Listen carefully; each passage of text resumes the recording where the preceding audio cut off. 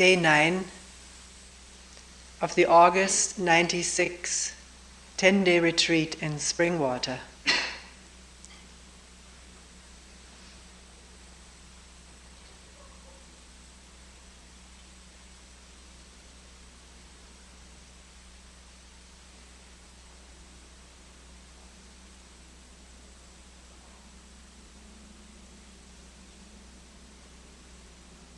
The breathing, is it there? Motors humming.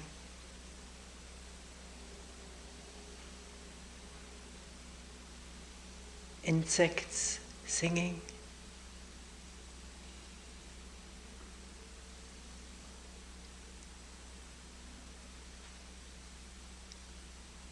Thoughts and images coming and going.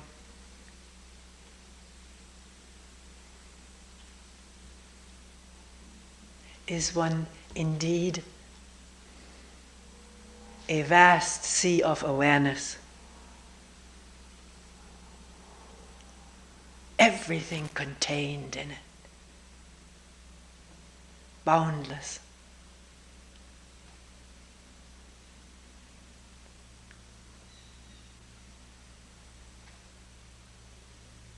Very still and quiet.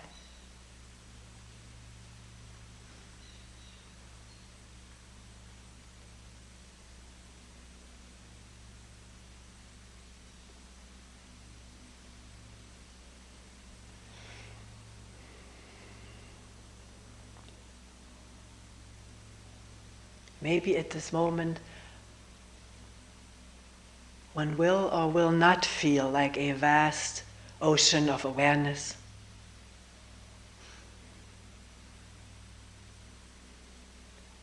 Because for some reason or other,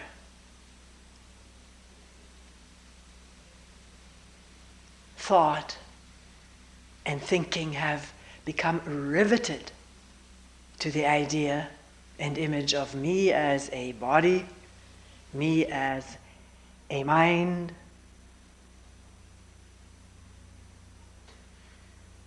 me as an ongoing story.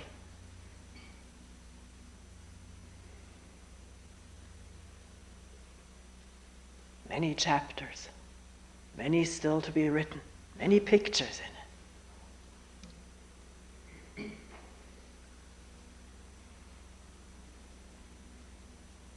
Maybe we'll talk a bit about self-love and whether there's anything beside that. Because many people have brought it up in one way or another. Finding upon quiet, inward looking, there seems to be nothing that doesn't come out of self-love, self-interest, self-concern, self-seeking, self-affirming. And here we're talking about not the Hindu concept of self as embracing everything, but my personality, my me, and its motives and fears and aspirations and constant, fixed and changing imagery about oneself.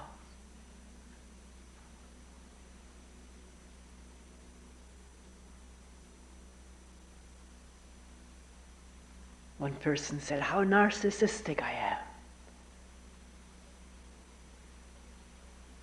Like that Greek god or half-god, Narcissus, looking into the pond, discovering his image and falling for it, falling in love with it.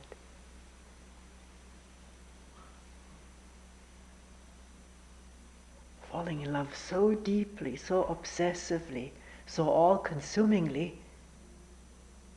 that he didn't hear the love song of the nymph echo. Couldn't hear her. She was in love with him, but he was in love with himself, couldn't hear her. And ultimately trying to kiss that image fell into the water and drowned.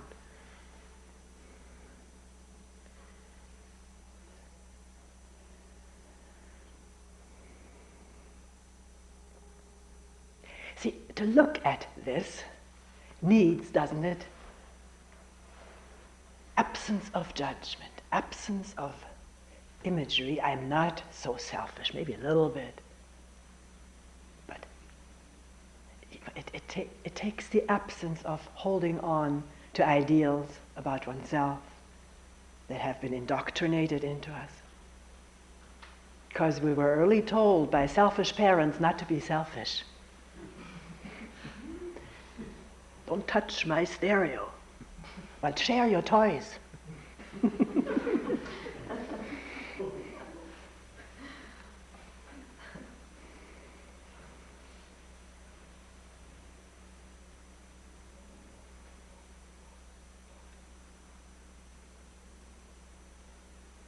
Mustn't be selfish. We were told over and over.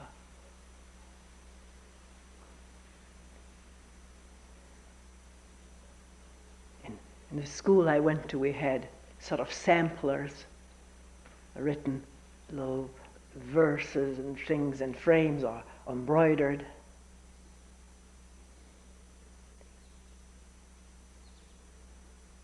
What is it? How do I translate it?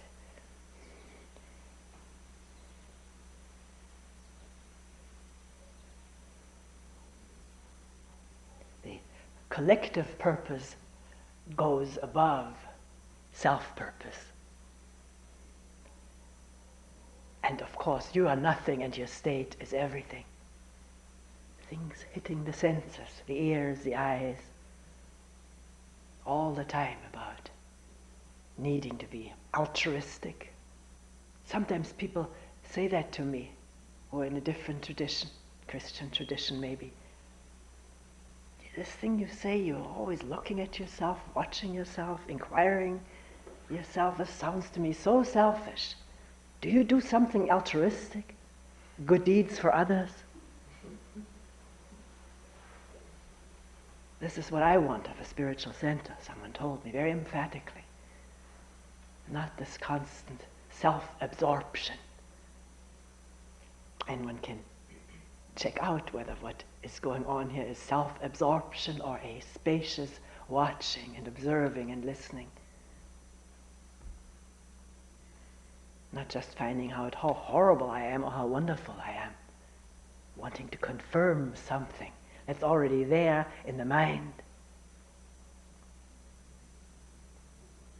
So it takes this seeing through and being free from standards, idols, ideas, ideals,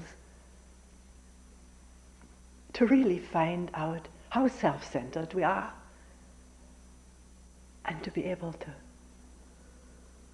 say that quite honestly,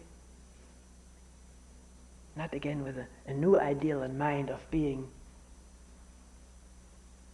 the great confessor.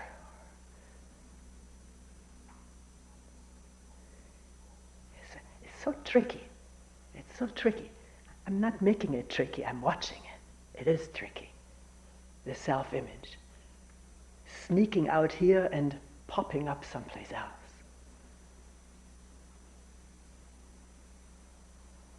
One can never assume having seen it all and once and for all.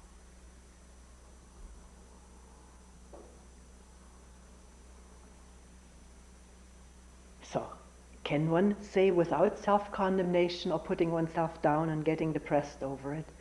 Yes, practically everything that is watched is motivated by some self-interest, some self-love. Exploring it.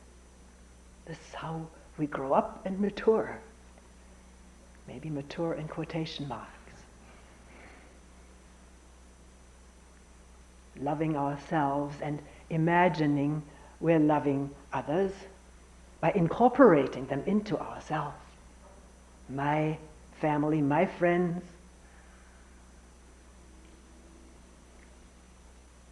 my favorite, this or that.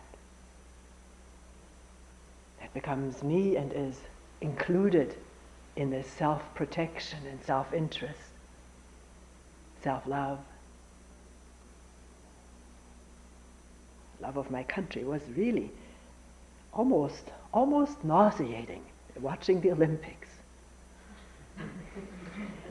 If an American did not get the gold medal, it was hard to find out, at least at times, who did. You followed the drama of the one who couldn't quite make it. And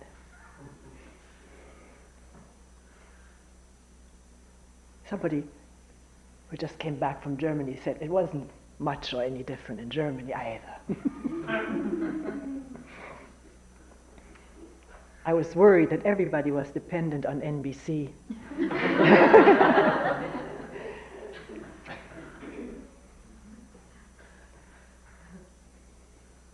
That national anthem, or national anthems, don't they have a way of arousing the body? To what? Standing tall. My country, 'tis of thee.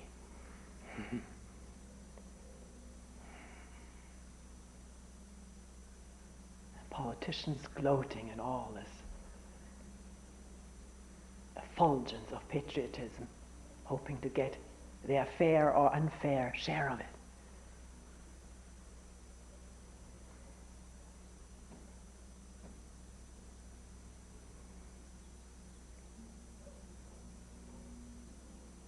One can observe that. One doesn't really need to get nauseated. One observes it a little bit humorously. Not get too involved in what's right and what's wrong. But see it all and see through it.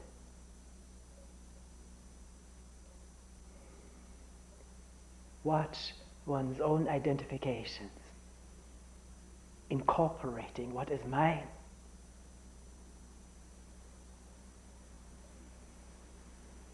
And excluding that goes with it. Because if everything was incorporated as mine, then we'd be all set.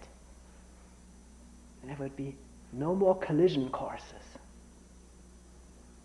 But that's not how it works usually. It's this versus all the others, my group versus all the other outsiders. One may not put it in such blunt language, but may act very bluntly. Or think like that.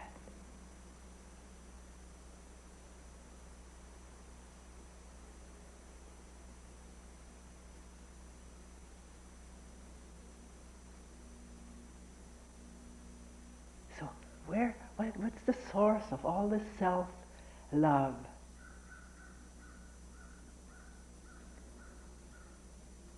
And is that all there is? Or is that sort of self-love attaching itself to a mistaken identity? Or love attaching itself to a mistaken identity?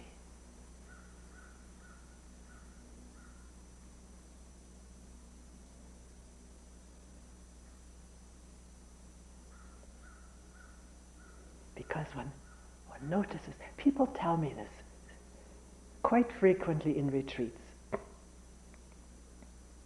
that at the beginning of the retreat one is very loathing of all these other people around me, interpreting their gestures, their looks.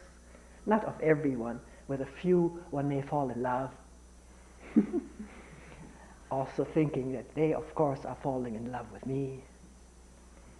But a lot of them are sort of, I wish he or she wasn't sitting beside me or right across from me. Why is he or she like this and not like that? I think everyone knows some of that. And then the same people will tell me later on, you know, something switched, changed.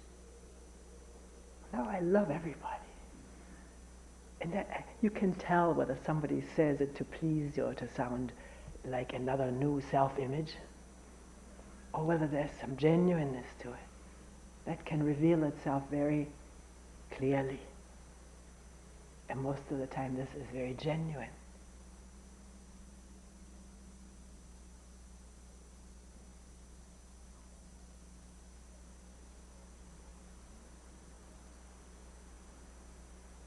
So, is there in human beings who are born this body and unfolding story of me? Is there intrinsic, innate,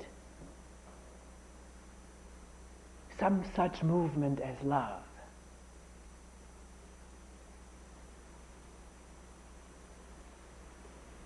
The baby moving toward the mother, toward her breasts or the bottle.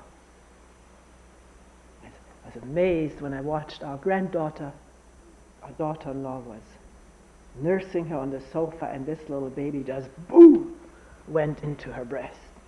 It was just with no stops, not wanting for there to be any distance.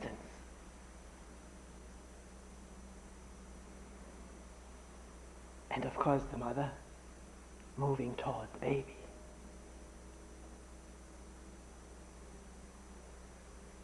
A mutual movement toward each other in affection. Not always, but basically if there's not too much disturbance in the surroundings, in the conditions. Not too many other children, or problems with money, whatever. Husband. There is unfolding a genuine love relationship between mother and baby. Of course, the mother is the mother to the baby. It's a baby.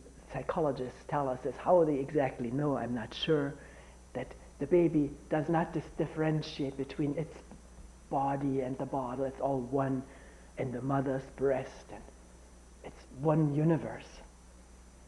Small, but one.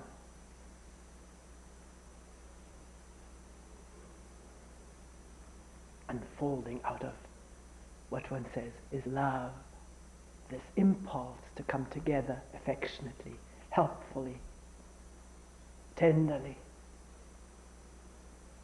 givingly. Because the baby doesn't give anything, it just takes and takes and takes. And it smiles, the world smiles with it. So there's a giving there too. Very difficult for parents to have a colicky baby who doesn't smile back. And very often, very early in some mothers with colicky babies, a self-image is formed of being not loved by this child, unlovable, and there is some reaction to that. Maybe not loving the baby either. All of this, unless there's very great openness and exploring oneself fearlessly, this is often denied, not acknowledged. Therefore just lingers undercover unconsciously.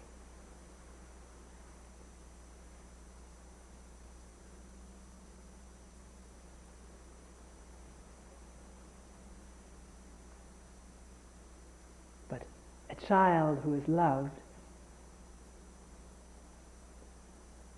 sort of lives in the love of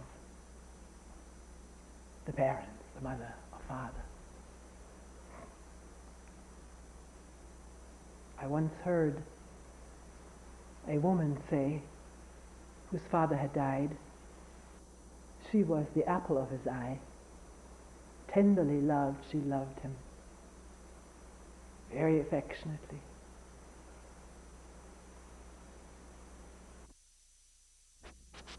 When he died, she said, all my life I lived in his love. So what's left now to live in?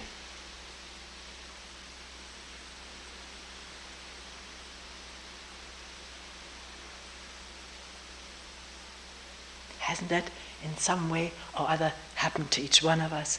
Maybe not through a loving parent, maybe yes, but also through ideas we build up, maybe in the absence of that loving parent.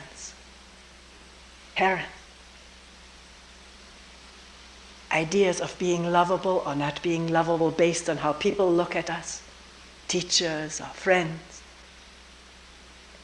Needing to live in somebody's love, so to have some space or something to live in.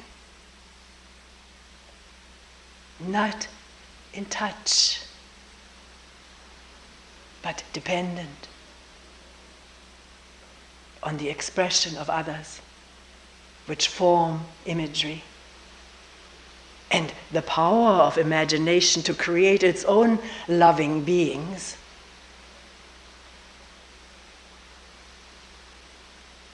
in whose light one lives, albeit imagined.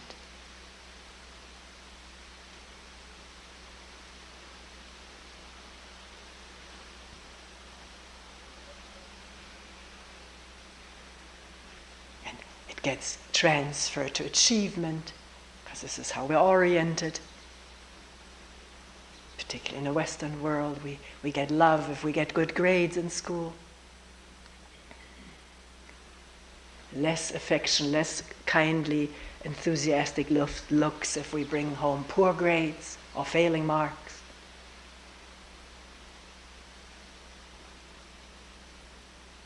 So achievement becomes a way of gaining love, recognition. This gets expanded into other qualities, admiration.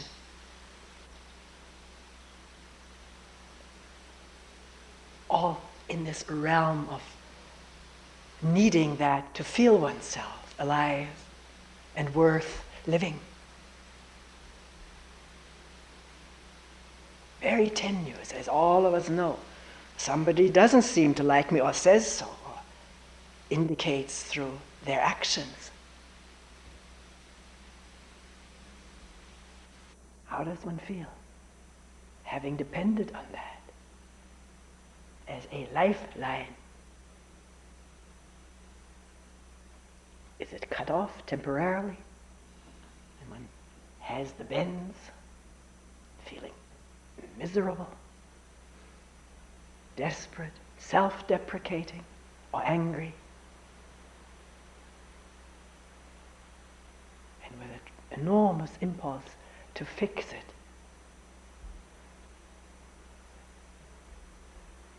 I remember growing up almost always feeling guilty that I'd done something wrong and constantly needing to be good, make up, restore what was so fragile, so in danger of breaking any time, or breaking so easily, but restorable.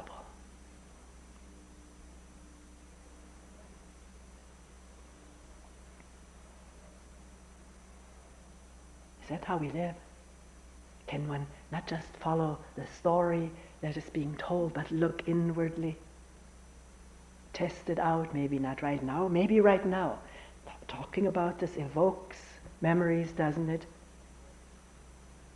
I don't necessarily mean of early childhood, but right now, how one felt hurt when somebody said something or didn't look like something.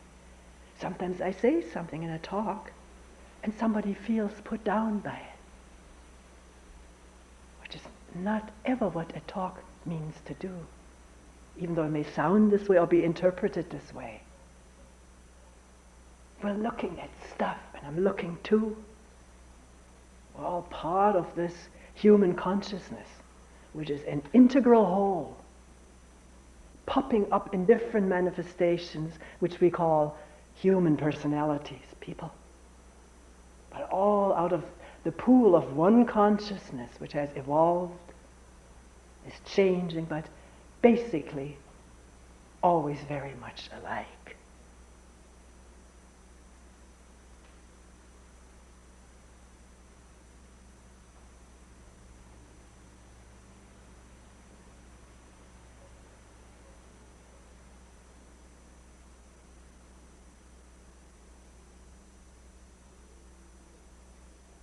one thing about living in this closed circuit of self-love,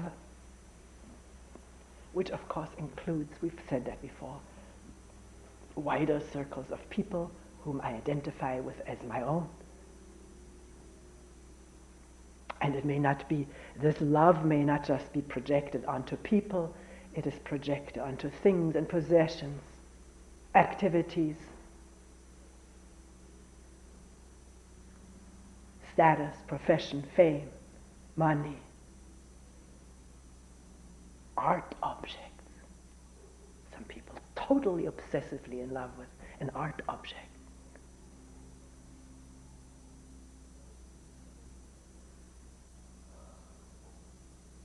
Living in this circuit of self-love with its closedness, the energies running in a closed circuit, one cannot hear the nymph echo. One cannot hear the others unless they feed into the circuit. If you feed into my circuit of self-love by adoring, admiring me, then I'll hear at least that much as is needed by me. Or sometimes I may hear something that wasn't even said because I want it to be said.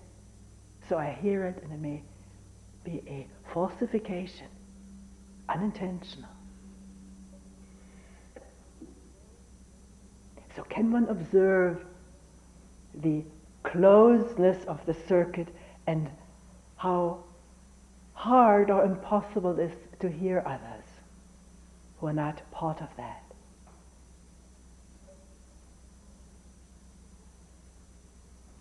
One only notices it when that circuit breaks down a bit, opens up somewhat. Or maybe is totally bypassed in a moment of awareness,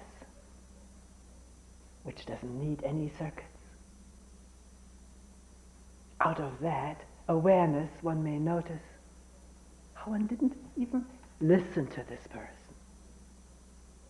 Oh, so eager to say what one needed to say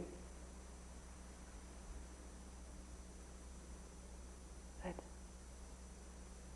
the ears are closed or only half open. The energy of needing to do something which comes out of self-assertion, self-interest, self-insufficiency with its long-learned compensations.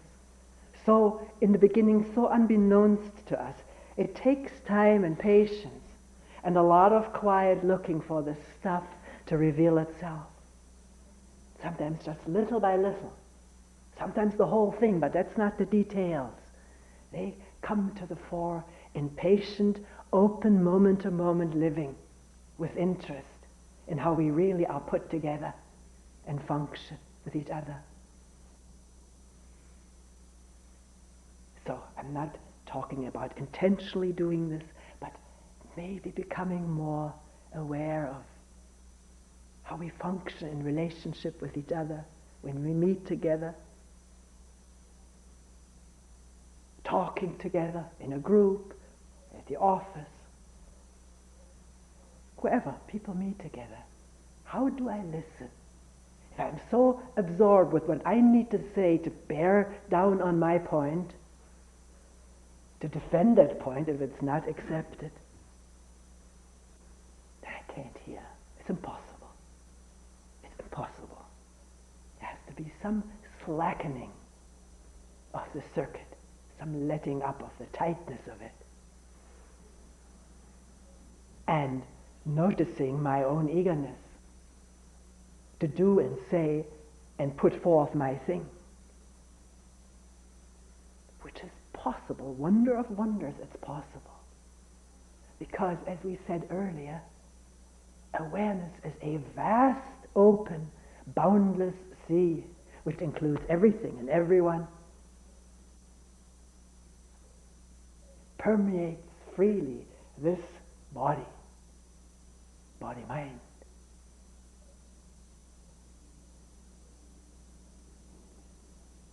To the point of realization that we're not this body-mind, we're this awareness,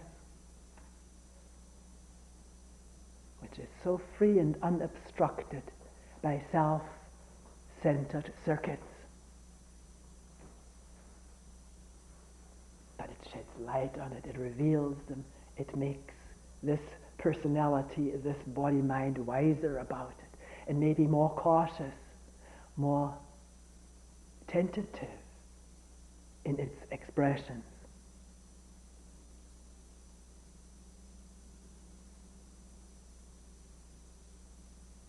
Does that all make sense?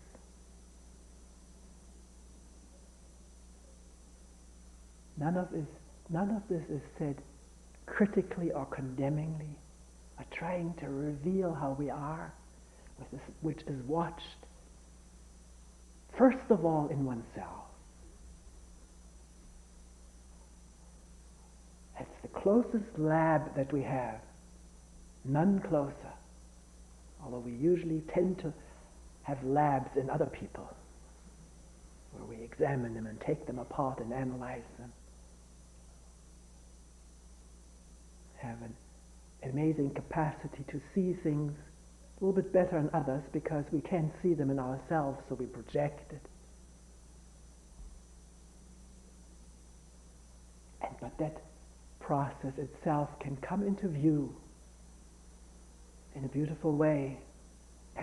That's the beauty of things coming into view, being discovered, and one doesn't have to defend it because it's seen as a true fact. It is so. When somebody says, you're pretty absorbed in yourself, or you were pretty absorbed in yourself, weren't you? If I've seen that, I can say, yes, it's so. Because what is there to defend if it's the truth? Then it has detached and is there to be looked at from all sides. Has detached from this clutch of meanness.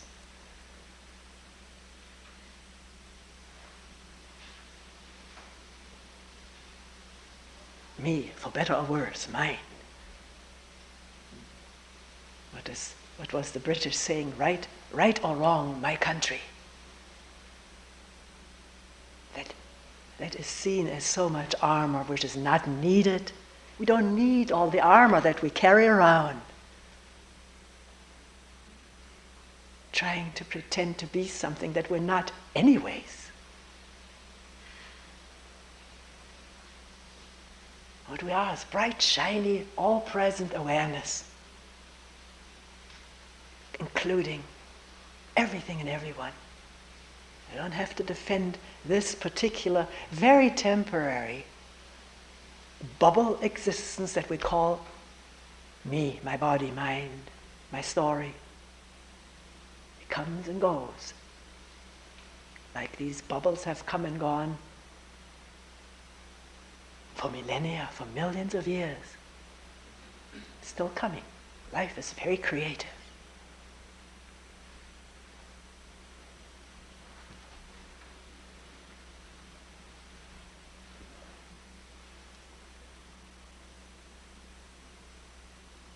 But the image that comes to mind right now, I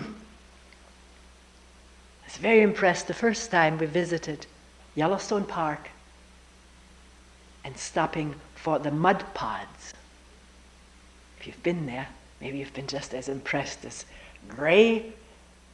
steel gray or steel blue-gray mass of mud bubbling, boiling, and ever so often a bit of mud, a bubble of it, flung up into the air and plopping back down. What if that bubble of mud could think about the self as me, itself as me? Here I am. And plop back down.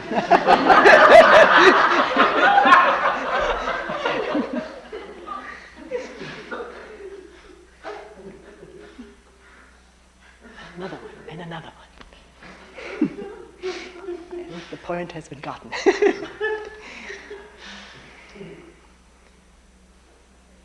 Because if we think a little bit more about it, right now it's very humorous to think of oneself as wonderful, a laugh of oneself as a bubble of mud. But if we begin to contemplate it more seriously, we easily get depressed about it. We want to live forever as what?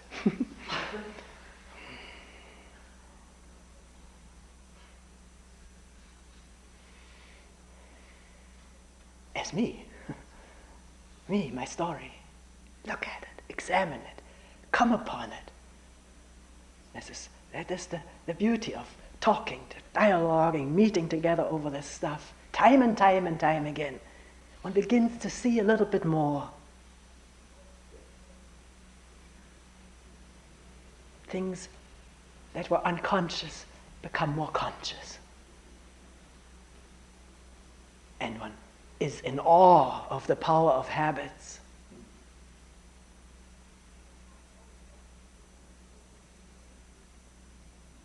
And our ability to get so used to them that it takes a lot to become aware of them.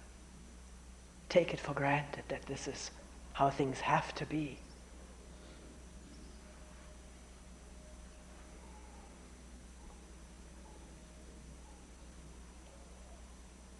Our particular reactiveness and how we respond. And this is not critical, it is not as a step for self-improvement, but for self-discovery.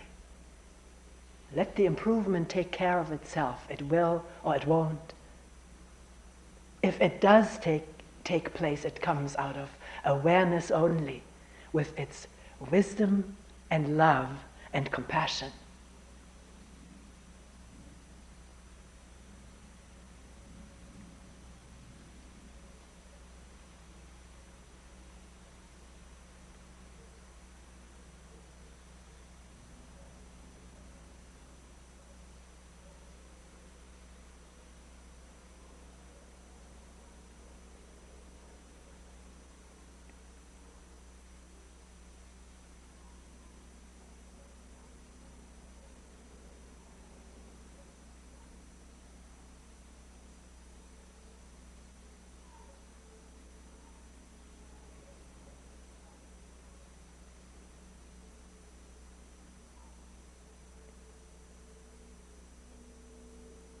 So the mistaken identity we talked about earlier can be seen through. Love needs not identify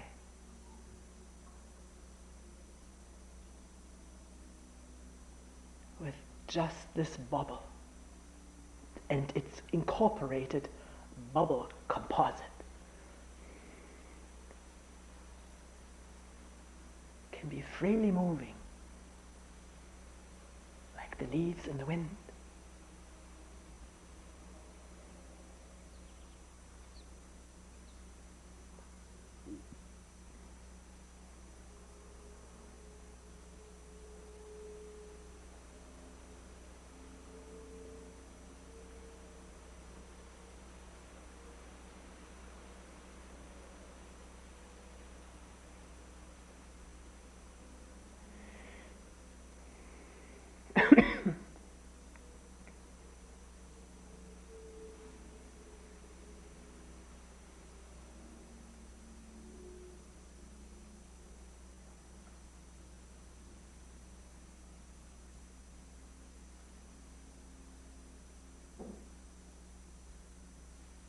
We will end here for today.